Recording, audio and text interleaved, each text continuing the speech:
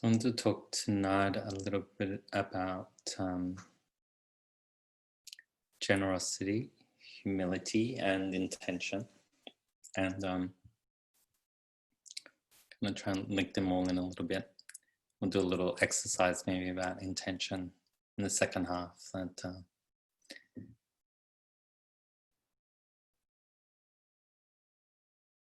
think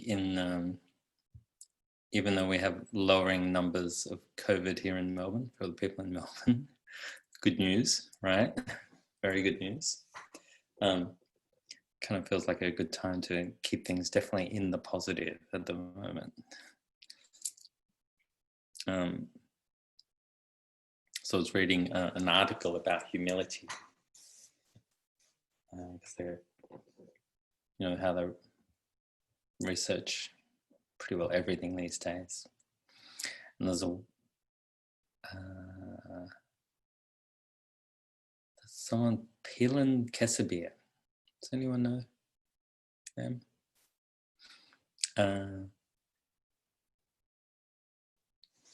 She's written a book called Humility, where she's reviewing all the research and theory on the relationship between humility and happiness. And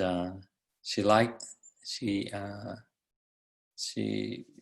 compares humility to a fertile soil in which happiness grows. And especially because humility stems from the Latin word humus, like earth or soil.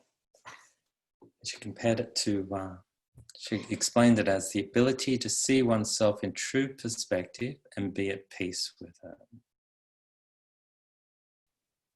A lovely way of thinking about this quality of practice in a way like meditation practice. I was like trying to bring that into the guided instructions there about being at peace with this whole experience, the natural experience of just who we are and the physical attributes of that, the mental, the physical, the emotional. It's about this way of relating to ourselves that's realistically honest, not defensive, and can accept, our perhaps more sociably palatable qualities, and the other ones that are perhaps not so sociably, acceptable, and things that we might try and hide away from others. And just over here somewhere in the or down in the dungeon, as one friend said today. And it did this honest way of being able to just accept, in a way, for a start, like the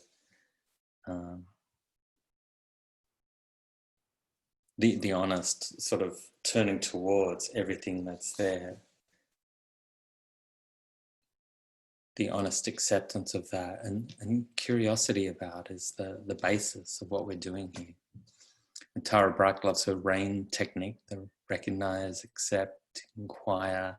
What's the end for again? Someone? Naming. Okay. Naming is kind of like knowing. Nurturing. Thanks, Kate. Like that.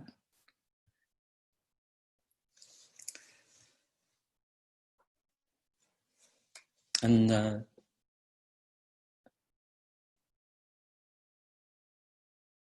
going on from this this research about humility, Pelin goes on to say, for one, about what is a healthy way of relating to others, she said, humble people are less likely to alienate others and create interpersonal friction through toxic qualities such as selfishness, entitlement, or contempt. And it's then sort of not surprising that research links self-reported and peer-reported humility to higher quality social relationships. So instead, there's this quality of self-interest, really, in being honest and transparent about who we are in a wise way. Because we don't let ourselves just be open to attack from any old person by sharing our deepest, darkest wounds to a stranger on the street or something. Then there's a lot to be gained by just dropping the defenses about who we are.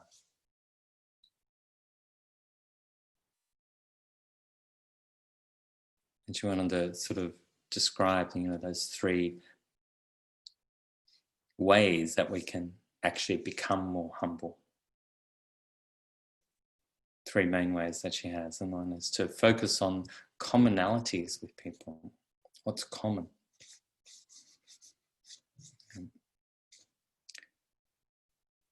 That's the way to cultivate is to see what's not different in this experience. Yeah. And maybe thinking about, well, do I have the same flaws that this person has in some other way? Does this person want to be happy?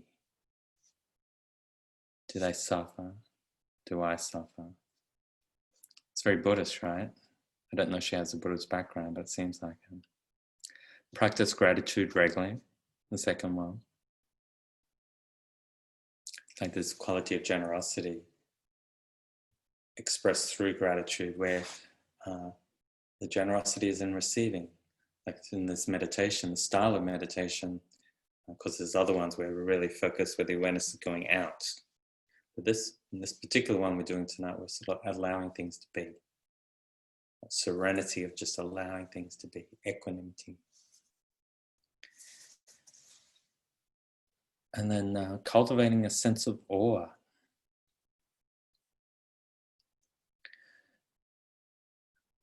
Just kind of like another way of saying cultivating a sense of appreciating beauty in life. Just the fact that life exists at all is kind of amazing if we look at it with any sort of curiosity. The sunset, the sunrise, the birds, the plants. This is awe. John Gottman,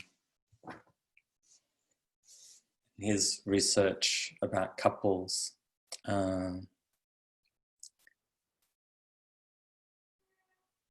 put it this way, he said, this quality of developing the mind that scans the world for things to appreciate, especially in your partner, tends to change things a lot.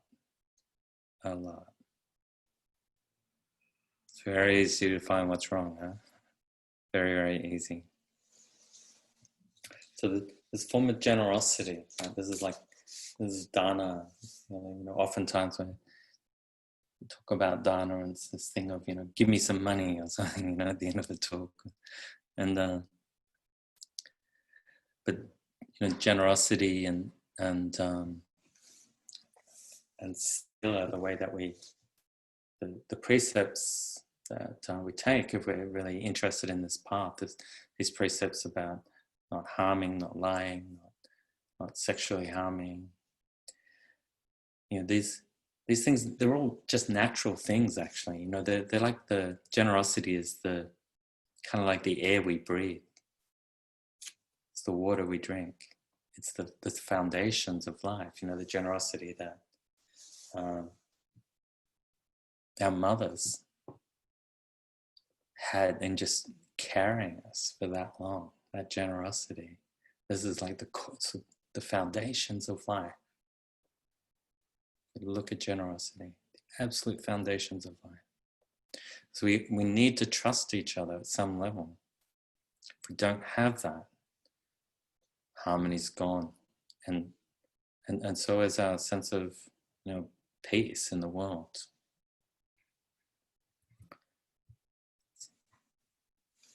So that in Dharma, so we know there's these two main types of dana. There's material giving, so it could be finances, it could be physical things that we give, food, shelter, all sorts of things that we might give. And but then there's this other one, abhaya dana, which is called the gift of fearlessness. Beautiful thing, the gift of fearlessness. Very, very sweet. And how we do that is this commitment to then these sort of precepts, the sila, the way of relating to each other. That's the fearlessness that we give each other. And then this is really with generosity and these like ways of relating are so core to the practice. And rather than virtue, in a way, it's like relational goodness might be another way of talking about it. Relational care, especially the first four. The fifth one's about, well, it is about ourselves too, and others when it's about the intoxicants. But we give this by not lying, not cheating, not deceiving others, so that people then feel secure in our company. This gift of not harming sexually. It means not disrupting relationships sexually, not harming them that way. This beautiful care, this fearlessness that then allows and creates a space then for our own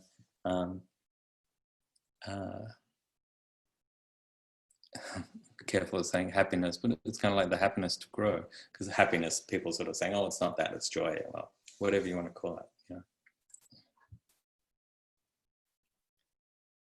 And that's where the generosity then comes into, then this supports meditation practice, because then, like that's what we're doing there just now in that practice, is a sense of letting go.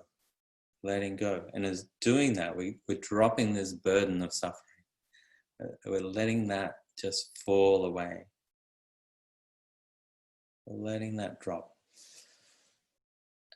And at the same time, cultivating, holding in mind the intention of cultivating these wholesome states of being, wholesome states of love, kindness, joy, compassion. So it's kind of sounds contradictory. But letting go, but then cultivating. Like, how do you do that, right? So as soon as you work that out, you've got the path sorted pretty well. Letting go, cultivating. So did this last night with a group. Yeah, how we do let's do a little experiment. Well, you might even just bring to mind now, just let your eyes close and turn inside. And consider this quality of generosity, of how it shows itself in your life. Generosity. And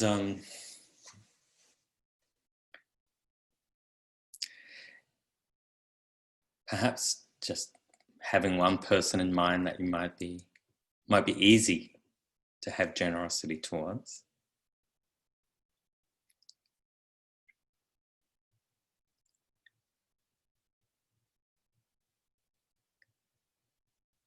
And how does it affect the body, the mind, thoughts, the feelings? Kind of like holding this intention. How can I help you? How can I care for you?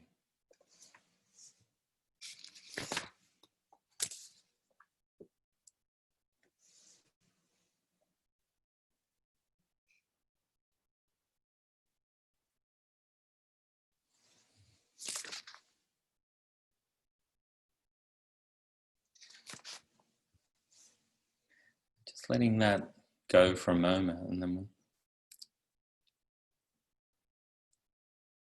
As you can see, generosity is this sort of direct challenge to selfishness, to this quality of like, I've got what I need, shame about you, or whatever form that might take.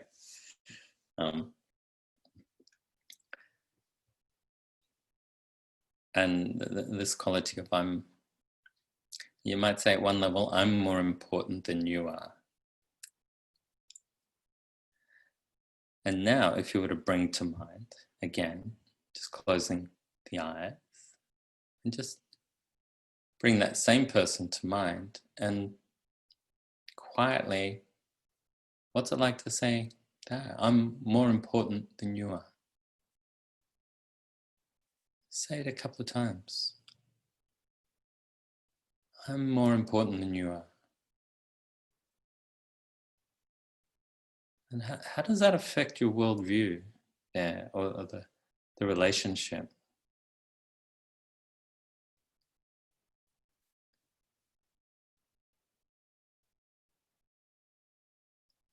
So for me, if you want to open the eyes again, for me, I can feel the separation, as they sort of really do feel separation, a sense of distance from the other person.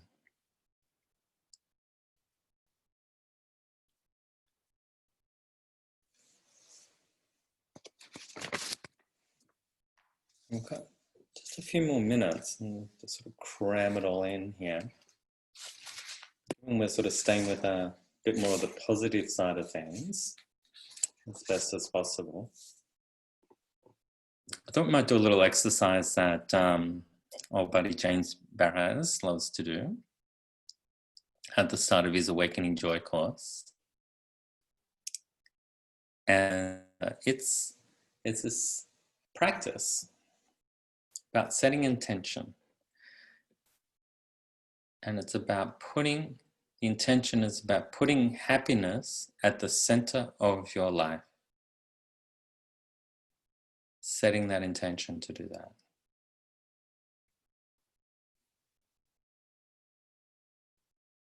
So how about we just do like a little guided thing, if you would like to just let yourself again go inside.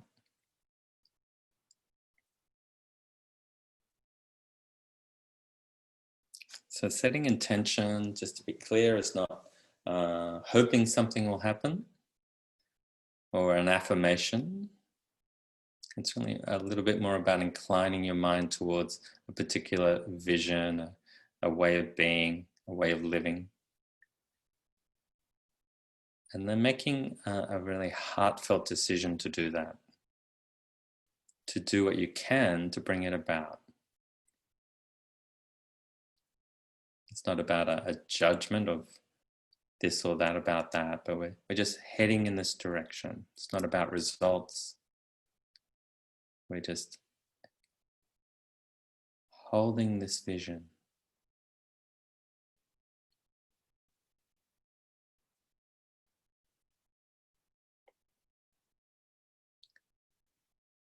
So take a few moments now to just try this. This one's about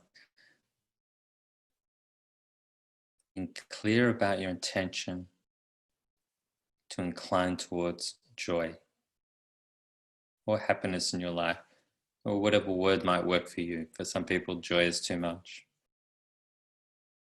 Just find that word that works for you. And then resting into the body. So this is a very embodied practice.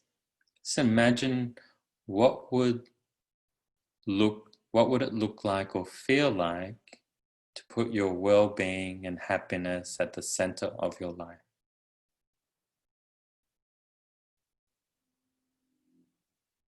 What's it like right now as you do that?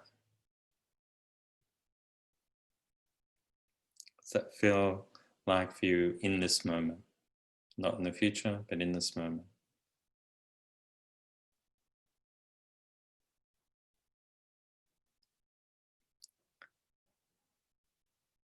And then Just letting the mind wander off a little bit and imagine how your life would be if you stayed connected to this intention for the next 3 months.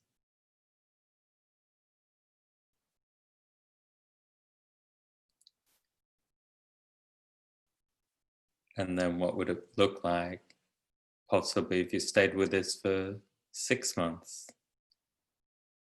a year, or 2 or 3 years from now? If you kept developing this intention, this attitude, placing joy, well-being, happiness at the center of your life.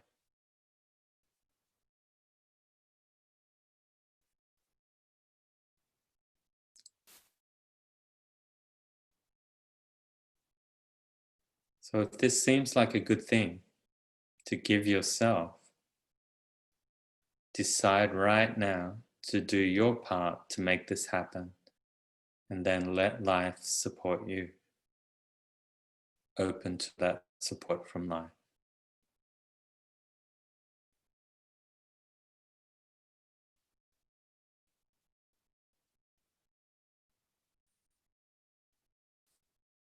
And then take a few moments to put your intention into words.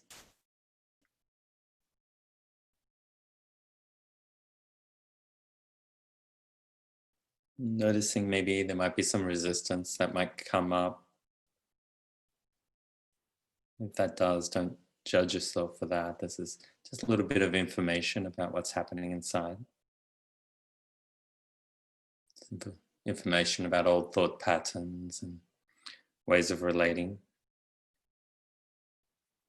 Ways that get in the way of your true well-being.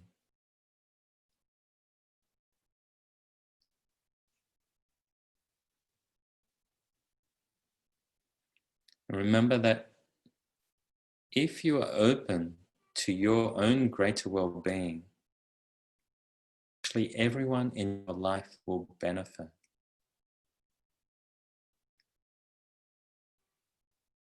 If you are happier, people in your life will benefit.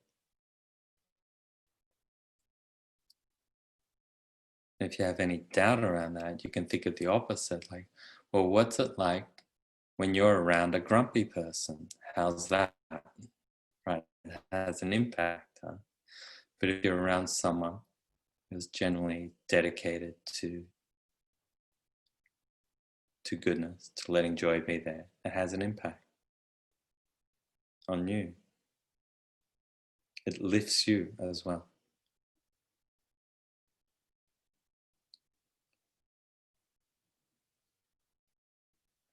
And now we can widen this intention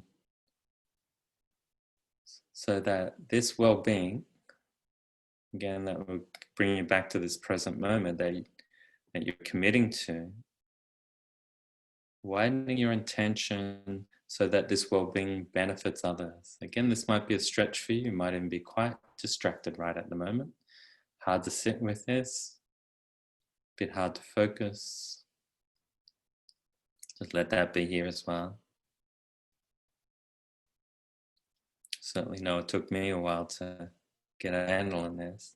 It's not an arrogant thing. It's just actually a statement of fact that your good intention supports others. And consider maybe how developing and this attitude, this intention towards well-being within myself, how will that benefit my children?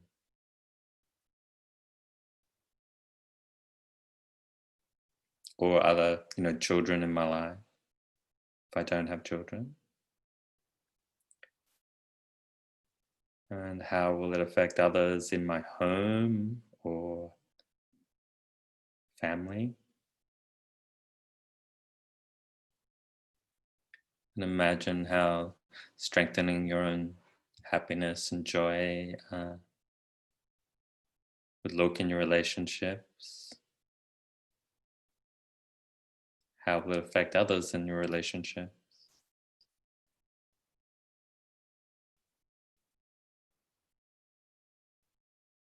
And if this seems like a good idea, why don't you just go ahead and take a few moments to align your intention to be happy, actually with a thought of benefiting others.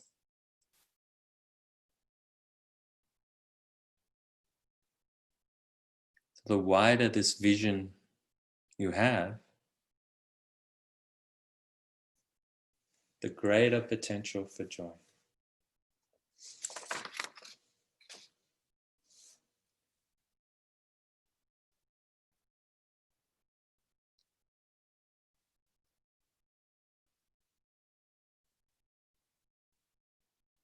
And then when you're ready, just opening the eyes again and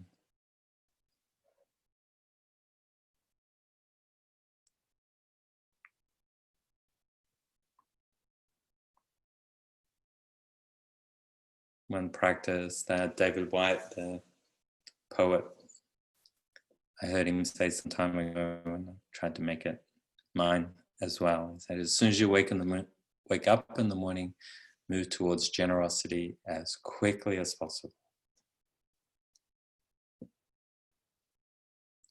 So on that thought, I'm going to finish up. Thank you, everyone. Hopefully that's helpful. We've got us sort of lifting us up out of the COVID vibe a little bit there somehow.